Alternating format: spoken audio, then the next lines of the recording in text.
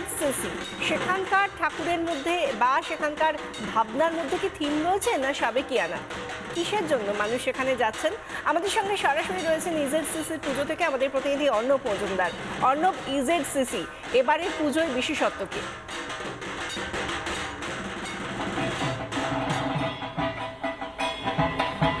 একবার দেখো, ইজেডসিসিতে পশ্চিমবঙ্গ সংস্কৃতি মঞ্চ তারা যে এবার তাদের যে মাতৃ আরাধনা সেই মাতৃ আরাধনা করছে এবং আমি দেখাতে বলবো রুদ্রনীল ঘোষ তিনি রয়েছেন, তার টিম রয়েছে পুরো, যারা এই পুজোটাকে করবার পিছনে অক্লান্ত পরিশ্রম করেছেন। কেন্দ্রীয় স্বরাষ্ট্রমন্ত্রী এই পুজোর উদ্বোধন করেছেন এবং রিপাবলিক বাংলার যে দশভূজা পুরস্কার অর্থাৎ সেরা পুজোর পুরস্কার কিন্তু আমরা তুলে দিচ্ছি এই মুহূর্তে ইজেডসিসির যারা পশ্চিমবঙ্গ সংস্কৃতি মঞ্চের যারা সদস্যরা রয়েছেন তাদের রুদ্রনীলদার হাতে আমরা তুলে দিচ্ছি এই পুরস্কার। একবারেই রিপাবলিক বাংলার দশভূজা 2025 এই যে পুরস্কার, এই পুরস্কার কিন্তু পেল ইজেডসিসি এবং ইজেডসিসির এই যে পুজো, এই পুজো দিয়ে অনেক টানাপোড়েন হয়েছে কিন্তু তারপরেও কিন্তু পশ্চিমবঙ্গ সাংস্কৃতিক মঞ্চ তারা কিন্তু এই পুজো করছে। রুদ্রনীলদার কাছে রুদ্রনীলদা অনেক লড়াই করেছেন পুজোর জন্য, অনেক বিভিন্ন রকমের কাজকর্ম করতে হয়েছে, তো আজকে পুরস্কার পেলেন, কেমন লাগছে?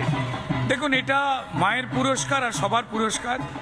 রিপাবলিক বাংলাকে ধন্যবাদ জানাই যে আমাদের শহরে নানান ধরনের মণ্ডপ হয়েছে, নানান পুজো কমিটি পুজোর আয়োজন করেছেন, ঠিক তেমনই আমরাও করেছি। এবার যারাই পুরস্কৃত হয়েছেন তাদের প্রত্যেককেও আমরা শুভেচ্ছা জানাই।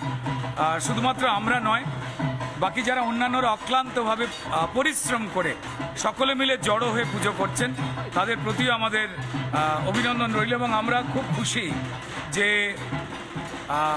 মাননীয় গৃহমন্ত্রী অমিত শাহজি, রাজ্যসভার সাংসদ সম্মানীয় শ্রমিক ভট্টাচার্য, সম্মানীয় বিরোধী দলনেতা শুভেন্দু অধিকারী, তারা এসেছিলেন আমাদের আমন্ত্রণে এই পুজোর উদ্বোধন করতে। তো আমরা নিজেরা বুঝতেও পারিনি, আমরা যতটুকু পরিচ্ছন্নতা একটা রাখবার চেষ্টা করেছি এবং পুজোয় যে বাঙালি যে আমেজ আর মেজাজ আমাদের সাধ্যমতো, সামান্য সাধ্যমতো সেইটুকুটা আমরা করবার চেষ্টা করেছি। আমাদের সঙ্গে নানান মানুষ জড়িয়ে রয়েছেন, এই অঞ্চলের মানুষ জড়িয়ে রয়েছেন। আমাদের সভাপতি সম্মানীয় সুশান্ত রঞ্জন পাল, সুশান্তবাবু তার দীর্ঘদিনের যে অভিজ্ঞতা, তার দীর্ঘ যে যোগাযোগ, তার মাধ্যমে এলাকায় যে মানুষেরা রয়েছে, অর্থাৎ বোঝাই যাচ্ছে যে ইজেডসিসির যে পুজো সেখানে জাঁকজমকের থেকে বেশি বাঙালিয়ানা এবং ঠাকুরের যে সাবেকি প্রতিমা তার উপরই জোর দেওয়া হয়েছে। নানা ধরনের কন্টেন্ট দেখার জন্য লাইক করুন, শেয়ার করুন আমাদের ফেসবুক পেজ, সাবস্ক্রাইব করুন আমাদের ইউটিউব চ্যানেল।